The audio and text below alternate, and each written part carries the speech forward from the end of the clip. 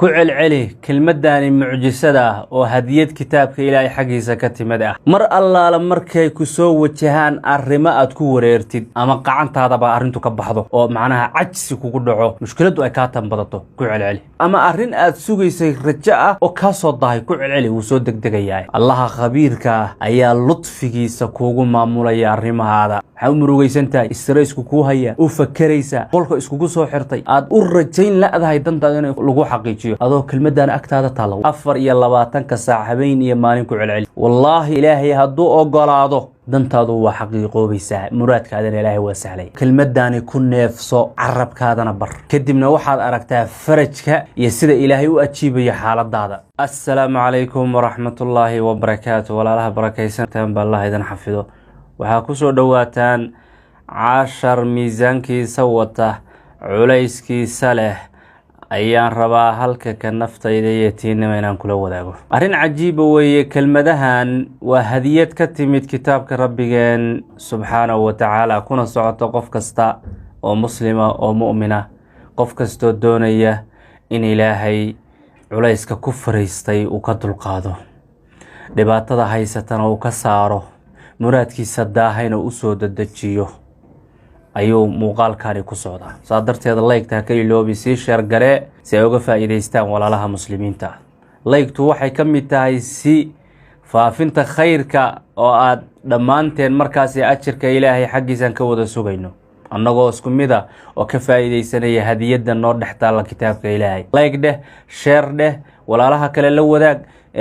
dadka murugaysan iyo dhibaatooyinka haystaan u sheer garee markay arkaan oo farxaan ilaahay faraj ku sii waan hubaa in ilaahay faraj ku siinaye ada ajirka qayb uga yeelati insha Allah ta'ala iska daaya waxyaalaha kale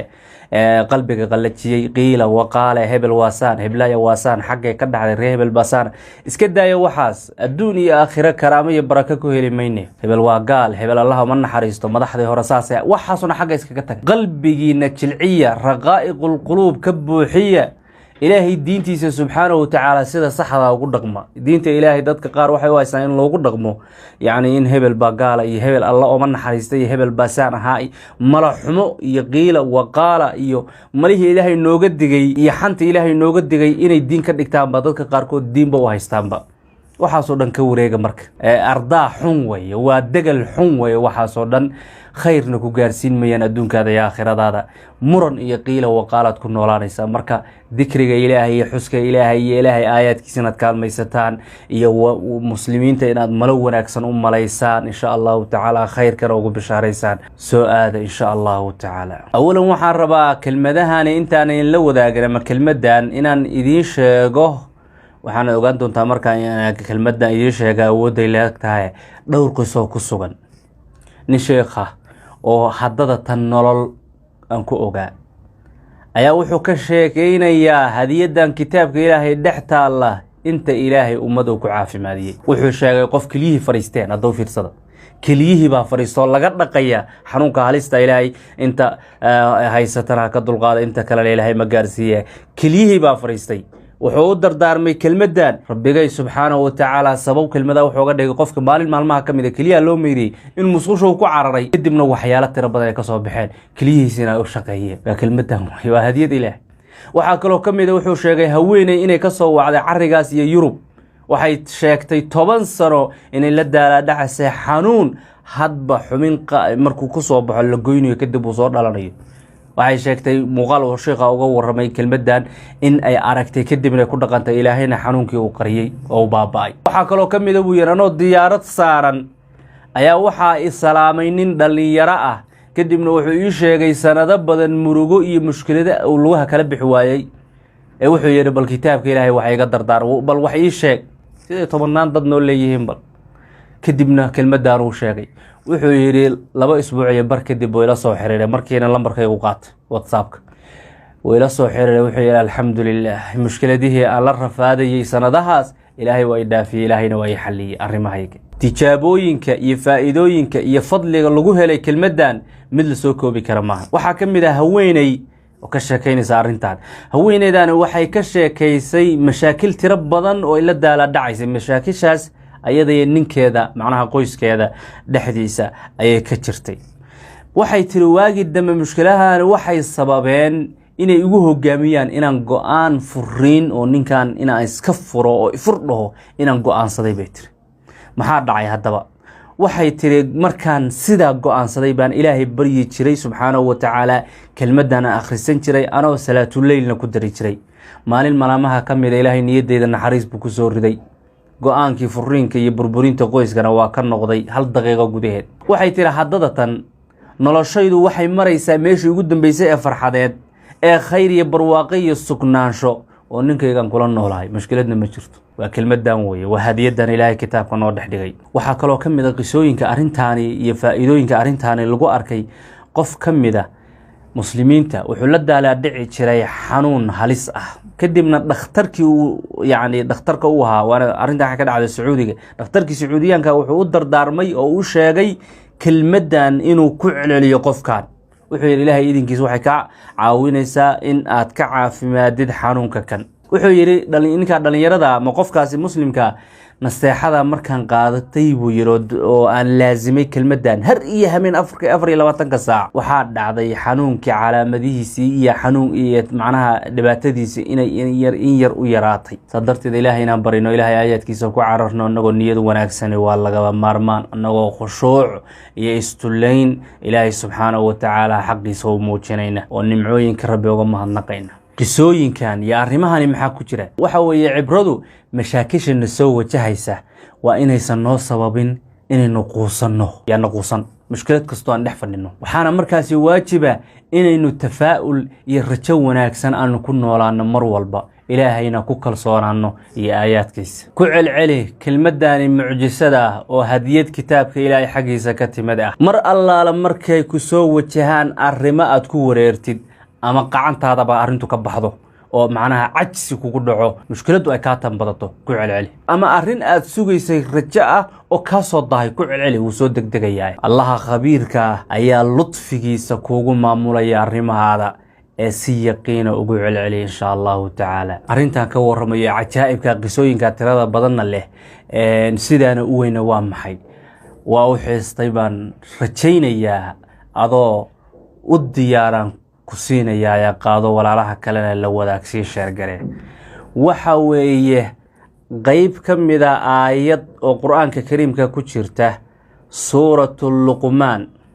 ninka saalixa suurada loogu magac daray suuratul luqmaan waxay ka mid tahay suuradaha makiga marka 3 aayadood meelaha laga reebo gaar sida qaar culimadu sheegaan aayada 27 28 29 marka laga reebo inteeda badan waa maki sababtuna waxay ahayd quraysh baa waxay weydiiyeen luqmaan ninka la yiraahdo muxuu ahaa ila taariikhan bay u maqleen sadarta ilaahay baa ka sheekayay luqmaan nin saalix u ahaa oo xilligii sida la sheegay nabi daawud noola xikmado badan lahaa suuradana in badan dardaaran aabe oo ku socdo wiilkiisa ay ka sheekaysan qiimaheeda waana dardaaran aad u cajiib ah